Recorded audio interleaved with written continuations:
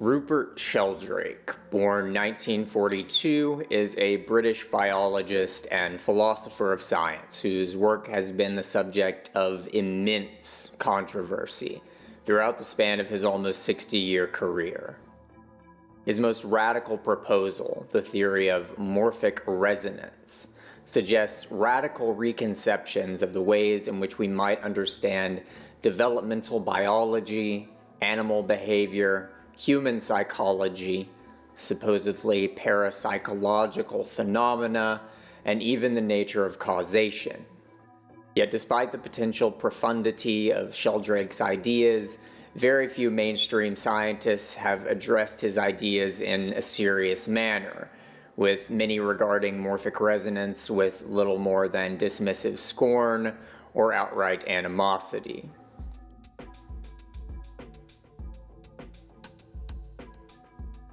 Nevertheless, recent years have seen a notable upsurge of interest in Sheldrake's work, perhaps partially due to the excitement surrounding the work of developmental biologist Michael Levin, whose experimental and theoretical work has done much to popularize and empirically validate the concept of morphogenetic fields, largely through research regarding bioelectricity.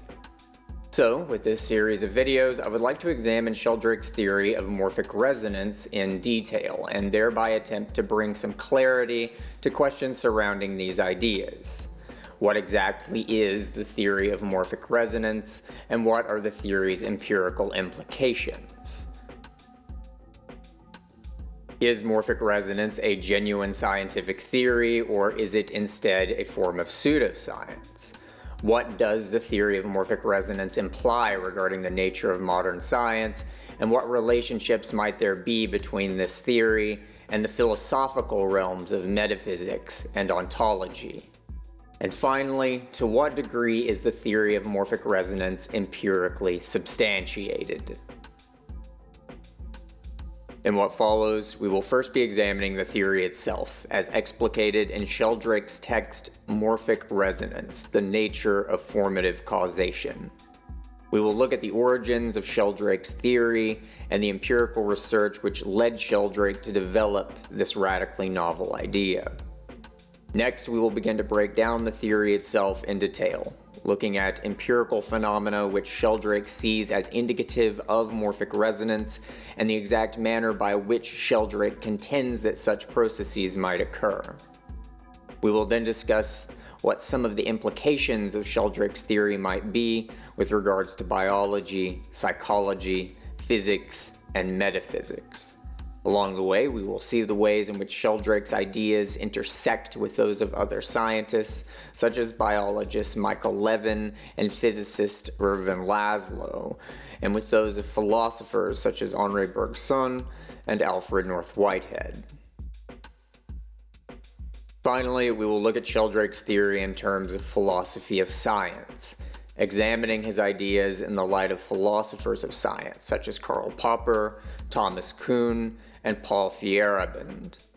In asking whether or not the theory of morphic resonance is indeed scientific, we will need to raise questions about the nature of science, and the manners by which scientific theories and meta-theoretical paradigms evolve over time. Alfred Rupert Sheldrake, born June 28th of 1942, began to develop an acute interest in zoology and botany in the earliest years of his adolescence. His father, a pharmacist and amateur microscopist, was very encouraging of his son's scientific enthusiasm. Much like myself, Sheldrake had, by the age of 14, renounced the religious beliefs of his family and culture in favor of a thoroughly materialistic atheism, noting that he was the only student within his Anglican boarding school to refuse to undergo the standard religious confirmation ceremony. In an interview with The Guardian, he stated, quote, "I had bought into the package deal of science equals atheism," end quote. Prior to beginning his college career, Sheldrake would work at a pharmacology research lab. Sheldrake would later recount that this experience was particularly impactful, as he was deeply unsettled by the manner in which the animals involved in the experiments conducted by the lab were required to be euthanized by the experimenters.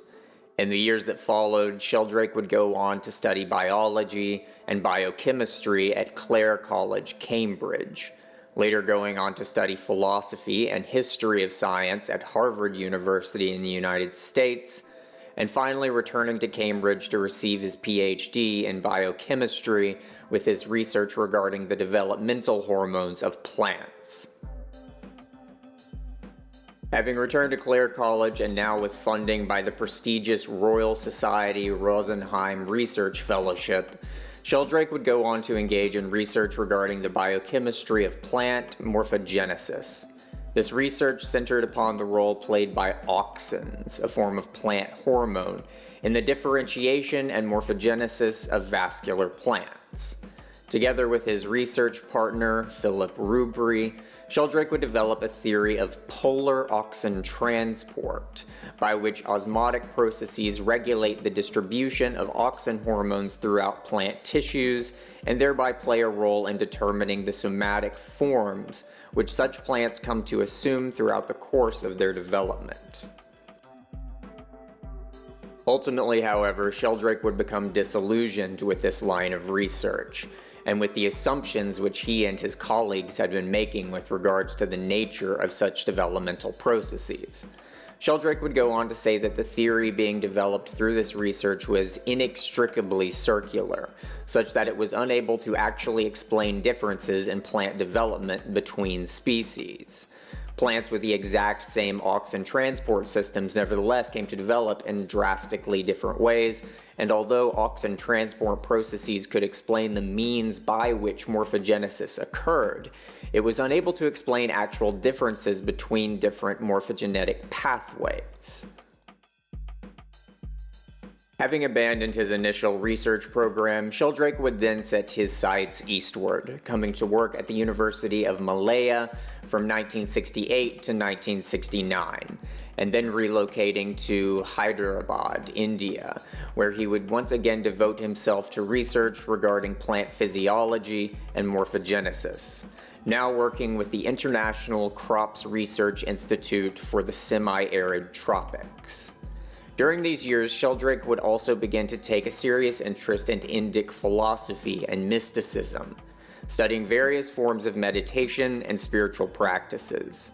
It was also during this time that Sheldrake would begin to formulate a theory which he believed might be able to resolve the problems which he initially encountered during his studies of plant morphogenesis. And it was this thinking which would eventually culminate in the theory of morphic resonance. In 1978, Sheldrake would begin to work on a book which would come to be published in 1981 as A New Science of Life, and which would later be republished, revised, and expanded to become Morphic Resonance, the Nature of Formative Causation. Within this text, Sheldrake argues that the development of biological morphologies cannot be explained simply as a result of mechanistic processes, in which organic wholes are understood as merely aggregations of smaller parts.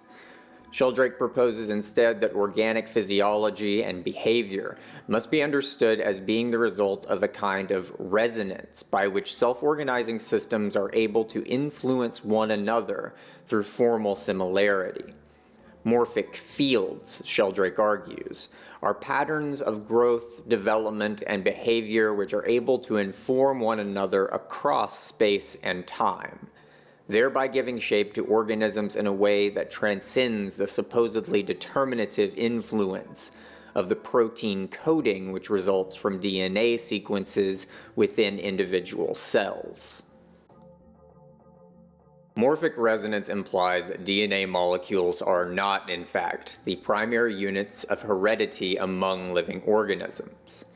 DNA code plays the undoubtedly consequential role of coding for protein synthesis, but Sheldrake argues that such protein synthesis is not the primary means by which the morphology of organisms is directed. Instead, organic forms are able to influence one another as such, at the level of morphogenetic fields which direct, yet do not fully determine, morphological development by influencing the behavior of the self-organizing processes which comprise living entities.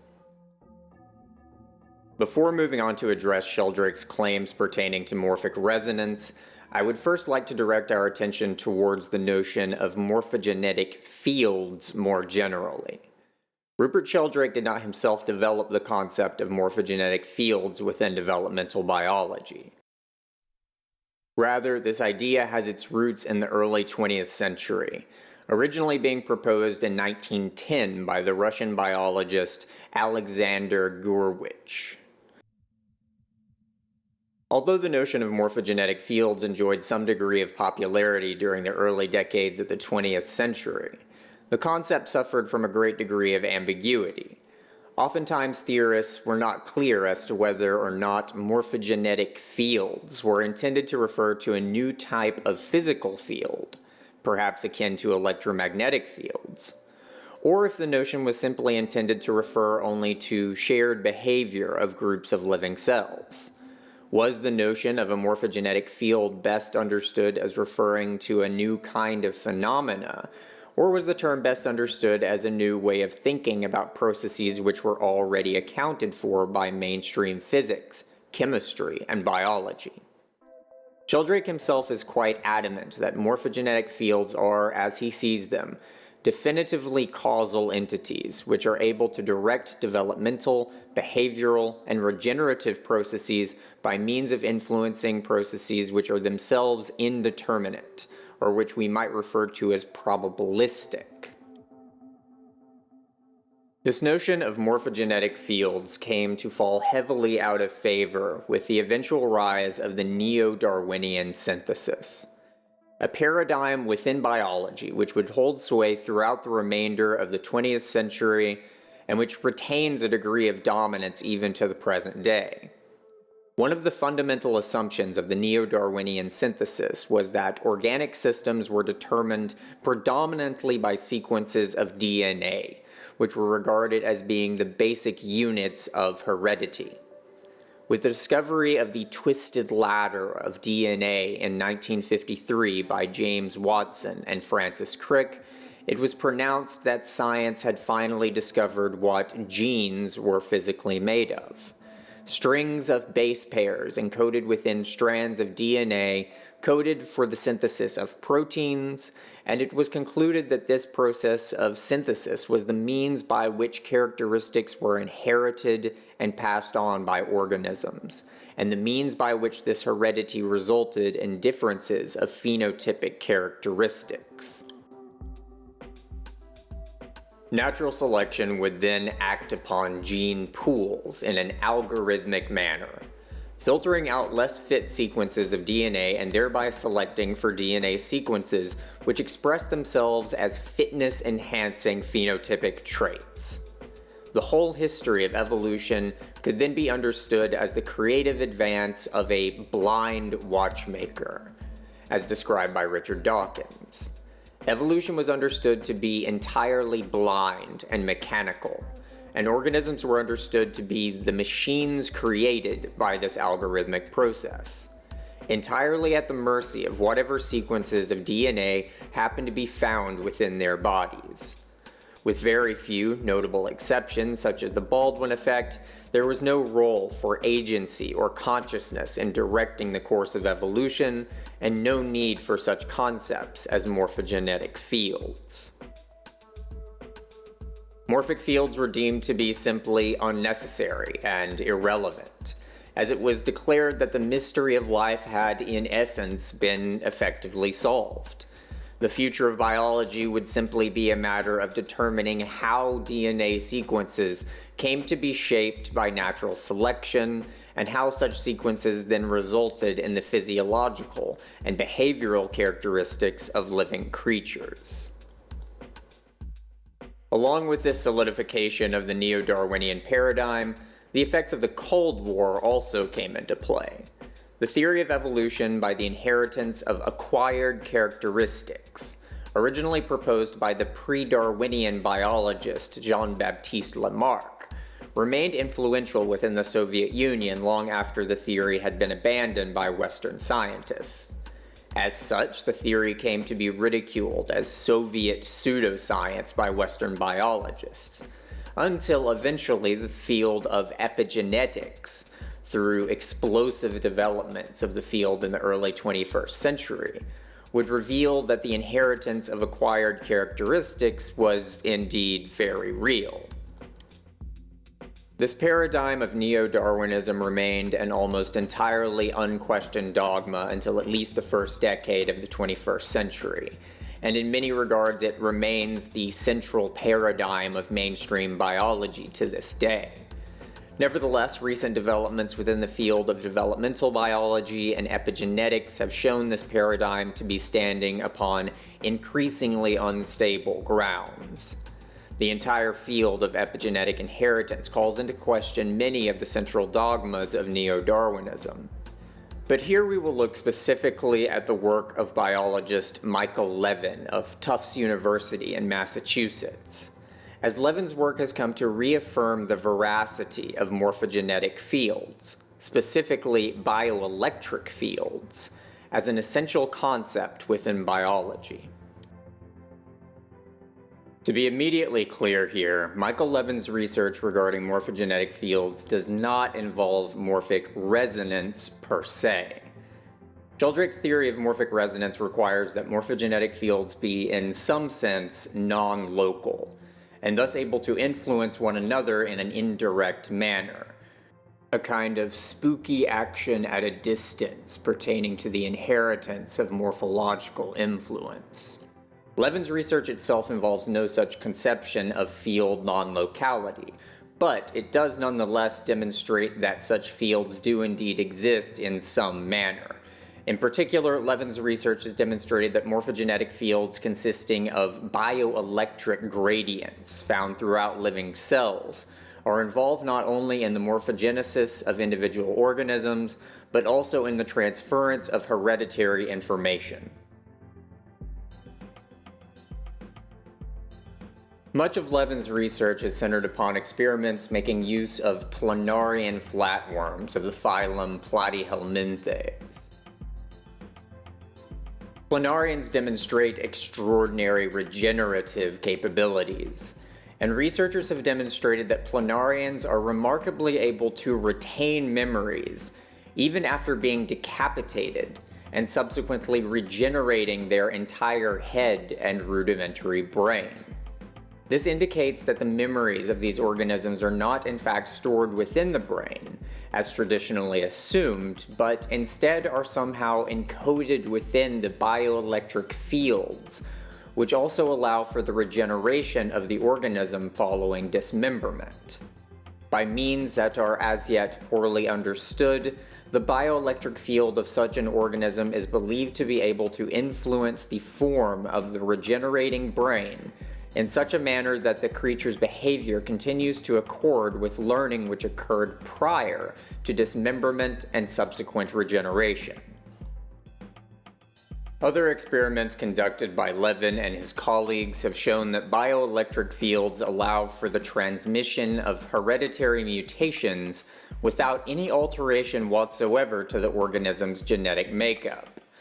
Levin's team was able to alter the bioelectric fields of certain planaria, such that the organisms, rather than regenerating a missing tail, came to regenerate a second head instead. As these two-headed planaria came to reproduce, the offspring also generated two heads rather than a tail. All of this was achieved with no alteration to the DNA sequences of the organisms, but rather by the manipulation of morphogenetic fields. Levin and his team have also conducted experimental research upon developing tadpole embryos, with equally insightful results. In one experiment, Levin's research team rearranged the developing organs of their frog embryos in random ways. If these organs continued to develop from arrangements which the researchers had artificially imposed, then these embryos would have resulted in the development of horrifically disfigured adult animals, with none of the mature organs arranged in proper relation to one another. Instead, Levin found that these embryonic organs were able to relocate themselves, moving different distances and in different directions, such that the embryos eventually came to develop into perfectly normal adult frogs. The embryonic organs somehow knew that they were not properly arranged in relation to one another, and were able to relocate themselves as needed in order to compensate for this. Levin has argued that such phenomena are the result of gradients of stress, or unrest, between cells, which are determined by the form of the bioelectric fields which give shape to the organism. When the arrangement of cells and tissues accords with that prescribed by the bioelectric field, the cells experience very low unrest and thus proceed to carry on their normal functioning. When there is a disconnect between the arrangement of the cells and the bioelectric field, the cells become stressed in such a manner that they then relocate, reproduce, self-destruct, or differentiate until their stress levels reach a resting state and the correct form of the organism is thereby instantiated.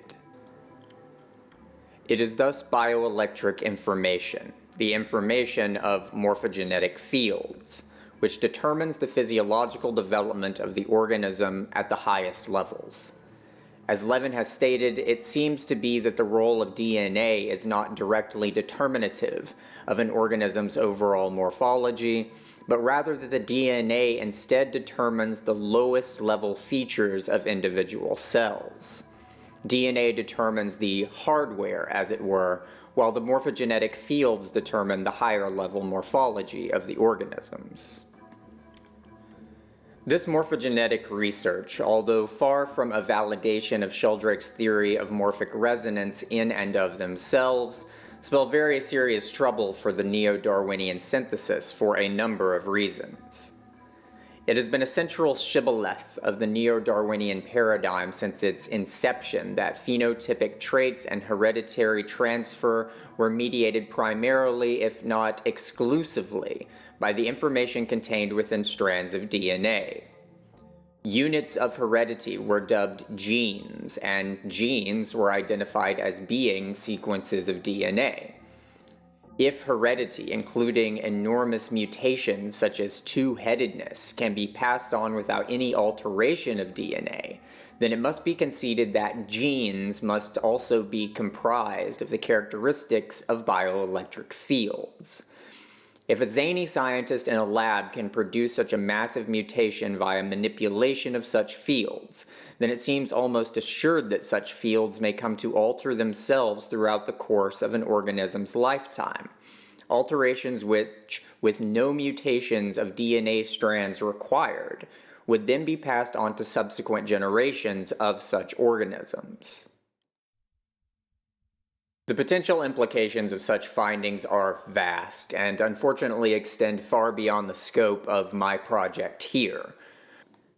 For example, we have, for over half a century, regarded genetic as synonymous with immutable characteristics we received without our consent from our parents and ancestors.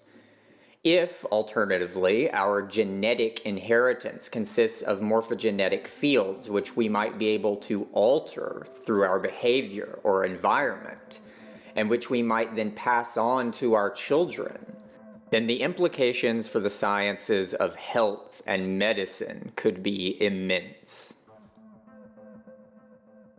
Levin's research might also suggest that the influence of macromutations upon the history of evolution might be far more significant than what has generally been assumed by the neo-Darwinian clergy. Throughout numerous books and essays written during the 1980s and 90s, the American biologist Stephen Jay Gould came under intense scrutiny for his theory of punctuated equilibrium. Gould argued that the evolution of life on Earth was mostly characterized by long periods of relative evolutionary stability, punctuated by periods of rapid speciation and development, which often correlated with ecological and geological catastrophes. Gould was thoroughly criticized and even ridiculed by other evolutionary theorists, most notably Richard Dawkins and Daniel Dennett, who claimed that Gould's theory was untenable as such rapid jumps forward in evolution would require highly improbable macro-mutations. Gould's critics insisted that Darwinian evolution was necessarily a gradualistic process, by which only tiny mutations compound upon one another over the course of millions or billions of years so as to eventually result in large evolutionary transformations. The macromutations implied by punctuated equilibrium could not play a significant role in evolution, so it was said, as such mutations would result in the characteristics of an organism being very far removed from the hill of optimal fitness which its ancestors had been climbing within the fitness landscape. Thus, only micromutations ever had any real chance of being beneficial to an organism, and therefore evolution must be a necessarily gradualistic process without any punctuating leaps. This argument appears rather solid if we are assuming that phenotypic characteristics are the direct and immutable result of DNA sequences. Randomly making tiny alterations to the code of your computer program has a very low, yet nevertheless real, probability of positively impacting the performance of your software. If you iterate this algorithmic process for millions of years, being sure to keep the positive alterations while throwing out the negative changes, then evolution will indeed occur. Alternatively, if you are randomly making very large alterations to your code, it is very unlikely that you will ever get anywhere, as each mutation has such a vanishingly small chance of being a positive alteration that the selection process will not be able to culminate into a net positive direction. However, if we regard organisms as being truly organic, as being self-organizing systems rather than being analogous to computational machines, then it may be that the reality is quite different.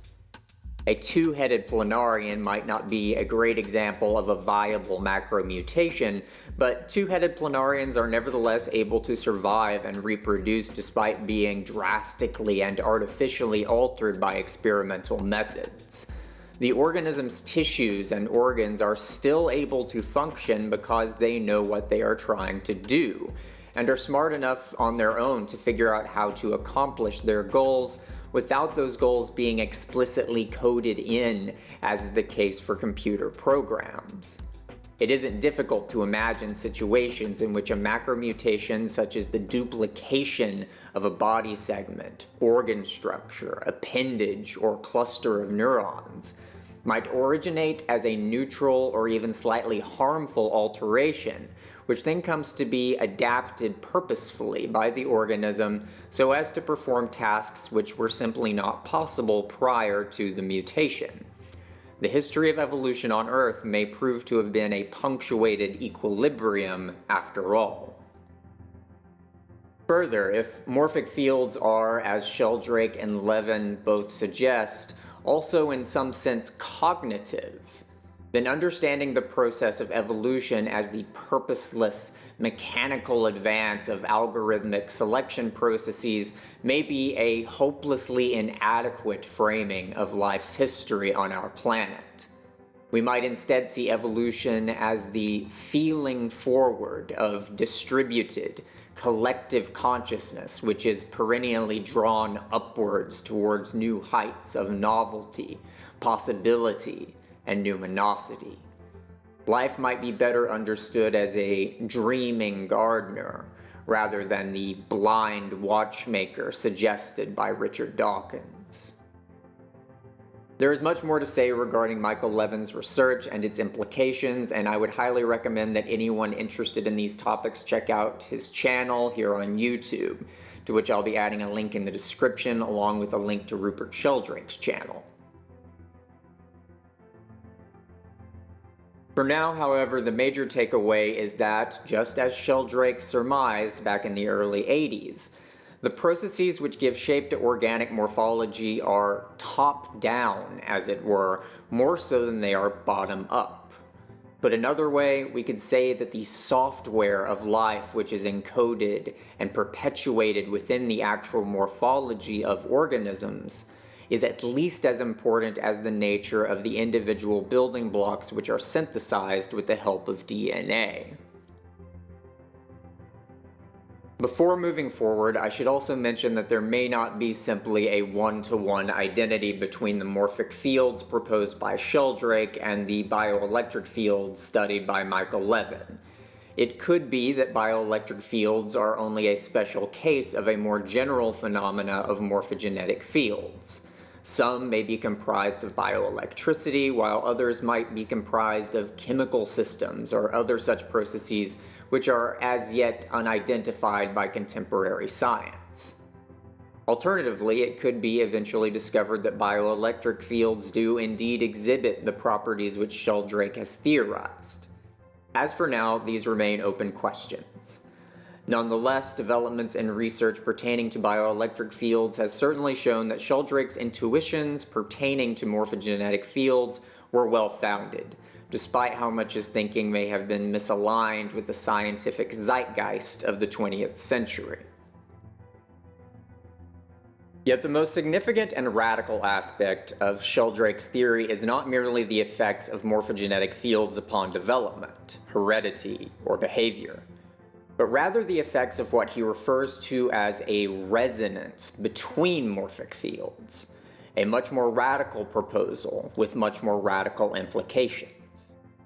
Sheldrake contends that morphic fields do not simply transfer in a linear fashion from parents to offspring, but further that morphic fields are able to influence one another non-locally and even across expanses of time on the basis of morphic similarity.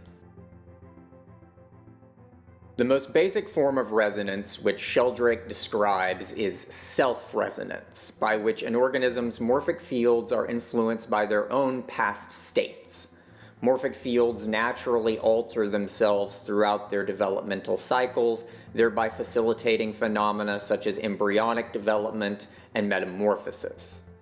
Yet, morphic fields, due to self-resonance, also exhibit a kind of inertia, as a field attempts to maintain its own form over time. Consideration of such phenomena could potentially help us to understand the nature of addiction, ritualistic behaviors, and many forms of neurodivergency among human beings, such as obsessive-compulsive tendencies. Sheldrake contends, however, that the effects of such resonance extend far beyond the effects of an individual's past upon the present. Sheldrake argues that in order to fully understand the nature of living systems, we must also realize that the influence of morphic fields is able to occur between individuals, thereby resulting in a form of automatic averaging, by which self-organizing systems such as bodies, behavioral patterns, and learning dispositions are able to inform one another in a horizontal manner. In the next episode, we'll be looking at specific lines of evidence which Sheldrake puts forward in order to illustrate his theory, and empirical evidence suggesting that resonance between morphic fields is indeed a phenomena which can be observed. Along the way, we will be examining the theory itself in greater detail, and illustrating the exact nature of the process of morphic resonance as Sheldrake envisions it. We will then consider morphic resonance in ontological terms, considering what morphic resonance might imply regarding the nature of time, causation, and even the nature of the laws of physics. But that's going to be it for this episode.